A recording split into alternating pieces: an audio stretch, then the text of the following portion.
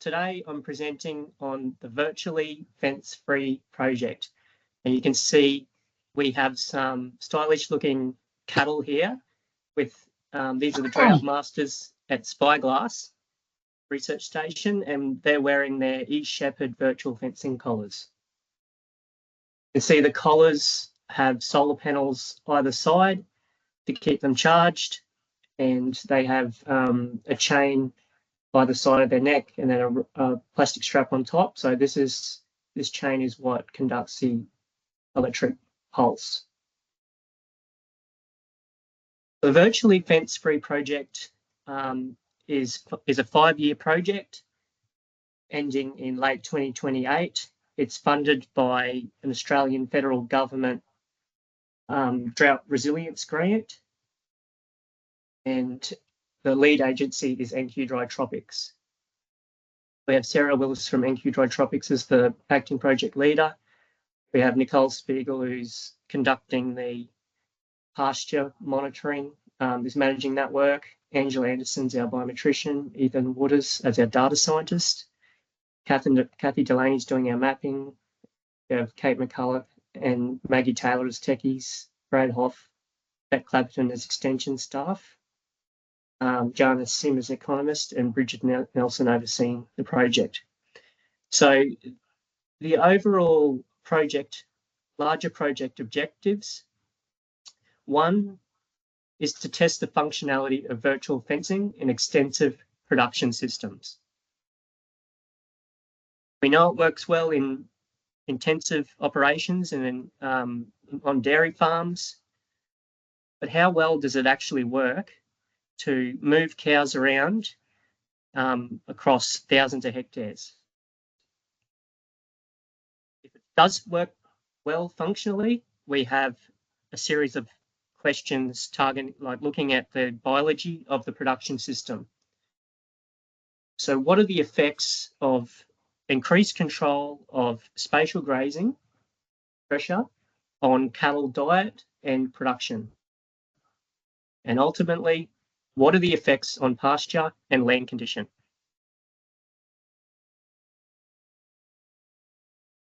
So in the herds that we're studying, we're managing as producers would do.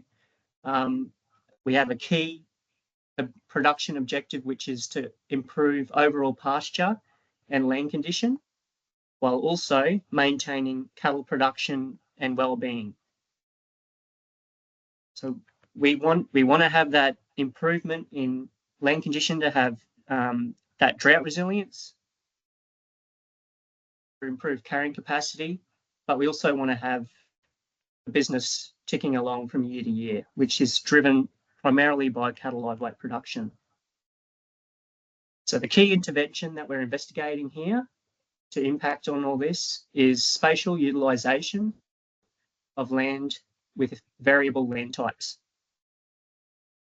We know that cattle make decisions innately on how much effort they take to graze out and how much, like what they're actually selecting from the pasture as far as achieving the best diet quality they can while avoiding secondary compounds.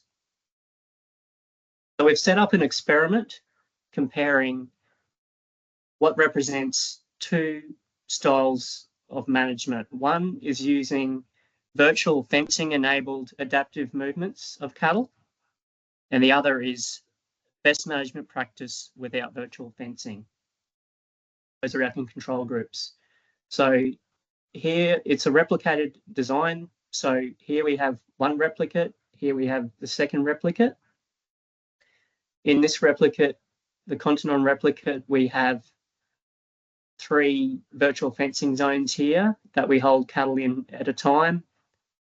In the control group, cattle is freely grazing, and it's replicated here with virtual fencing and control. So there's 3 primary factors driving cattle grazing distributions. One is distance to water, One is topography, and the other is land type or soil fertility. So you can see that we've balanced our design for watering radiuses. So each square here is a watering trough, and you can see each 500-metre segment out from water, and we've balanced as best as we can to have even and fair comparison between the virtual fencing and control groups. So this is the map showing, how we've matched as best as we can for soil types. It's very difficult to pick up a soil type and move it around, but we've done our best to have it matched in equal comparison. And the blue here you can see is the alluvial, more productive country, and the yellow is the more marginal. Other areas are somewhere in between. So this is a map showing the topography types, where the lighter the colour, the flatter the land. As you get darker colours, it goes into open slopes and highlands. It's a pretty rugged country. Again, we did our best, striving to have that balance across the paddocks. So first up in the project, pre-experiment, we put significant effort into testing how well the cattle learn the system and how well we can actually move them around in smaller paddocks. So we're talking 60 to 80 hectares. So our first program, we had 50 heifers. They came through the cattle crush. We fitted them with their collars, let them out, and this is to show the first training program. So the white here you can see is a physical fence. This is in a 60-hectare paddock, and the pink is the virtual fencing zone. So using the online app, a virtual fence was drawn here. So cattle were approaching, receiving the audio cue. They didn't realise what it was. They were completely naive. They continued on, received an electric pulse. And that's where the associative learning took place. On the second day of the training program, you can see these yellow tracks of the cattle movements. They completely respected this virtual fence line. So effectively, we have a fence there. And that continued on. So this was a promising initial result. And this is just to show the success ratio. So the blue is the ratio of audio cues to electric pulses delivered. So the higher the ratio, that means that the cattle have learnt the system. If it was 50-50, they don't respond to the audio cue and they carry on. That's showing that they haven't learned. If it approaches 80, that means they're actually receiving the audio cue and they have no need to receive that electric pulse.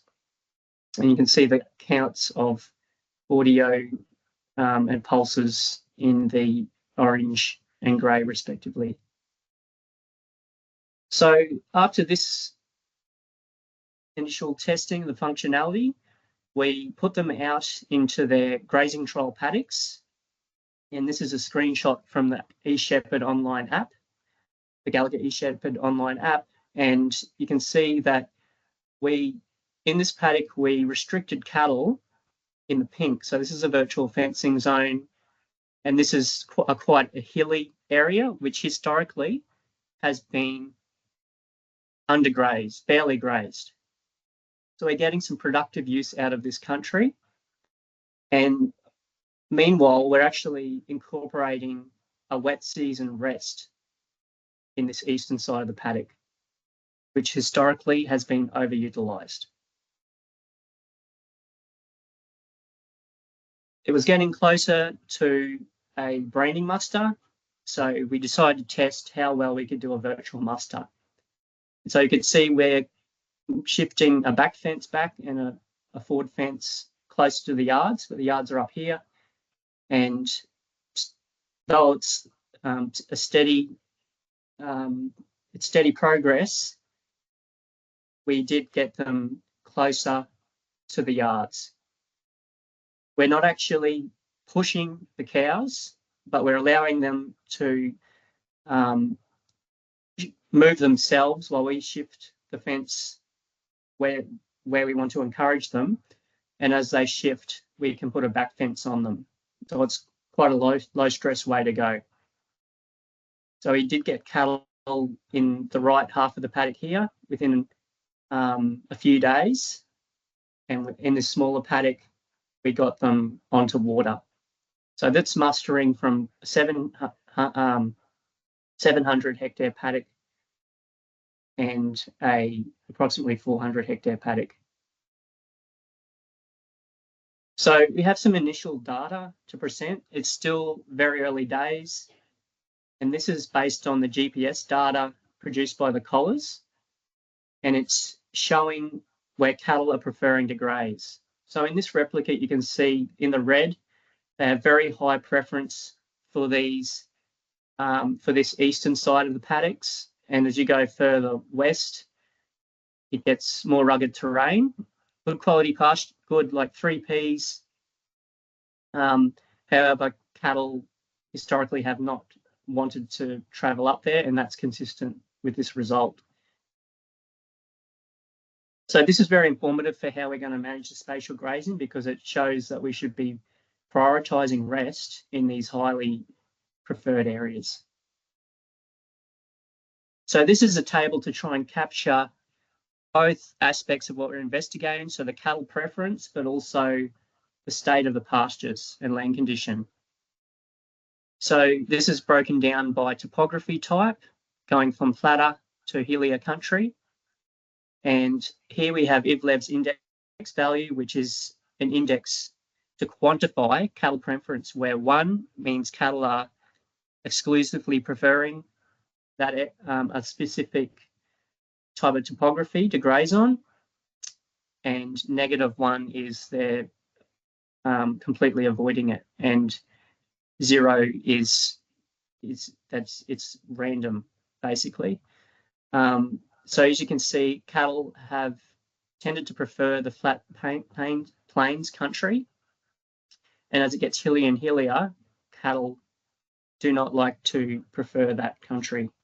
And this is consistent with what we're seeing in the proportion of 3Ps and land condition.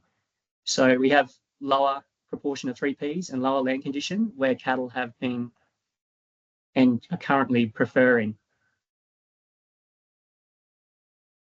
So Nicole Spiegel, our pasture scientist, has completed baseline quantification of the spatial land condition. And so you can, this is just to give you a taste of what she's doing and what she's mapped out. So that's before the grazing trial started, and then she'll conduct the same at the end of the grazing trial to see if we've made an improvement using virtual fencing. So here's some preliminary results. Again, looking at the IVLEB selectivity index from the GPS data, the collar data. So this is just to give you a taste of how we're going to be investigating the data. This is just a snapshot in time, but it shows the selectivity values for flat plains and highlands in the control paddocks and the virtual fencing paddocks. And it just shows a bit of a positive result where, by the use of virtual fencing, relative to the amount of hilly country, cattle are actually grazing it more because we've got that increased degree of control over the spatial grazing distribution. And when we let the cows freely roam and graze where they want, there's still that selection for flat plains. This is very preliminary. we've got a lot of work to do, but it shows what could be produced. So it's ongoing work. Our data collection is focused on cattle grazing distributions, their diet selection, which is quantified through fecal NIRS, live weight change from we yard cattle 4 times a year, and collect ongoing OptiWeigh data. So Nicole's doing her pasture monitoring with the techies at end of and wet and dry, looking at percentage 3P, defoliation and ground cover. And as I said, she's doing land condition at the end of the project. So we do regular forage budgeting to keep an eye on how cattle are grazing down the pastures, especially in the virtual fencing paddocks. And we're testing the virtual fencing muster capability to see if it can help overcome helicopter mustering costs. And through doing our ongoing adaptive cattle movements, we're also naturally testing how well we can virtually muster cows. So we have Jana Sim, our economist, who's capturing all of these variables in economic analyses, including any savings on mustering costs, installation of physical fencing, and labour. So to conclude, it's production system research. We're capturing the whole system, cattle and pasture outcomes. We are using producer methods to quantify how much pasture is being grazed and making decisions as a producer would with our adaptive moves, but we are capturing all this in a scientific way. It's a multidisciplinary team, and we have independent peer review through our research advisory group, and we also have interaction with producers in industry to advise on how we conduct our cattle movements. Thank you.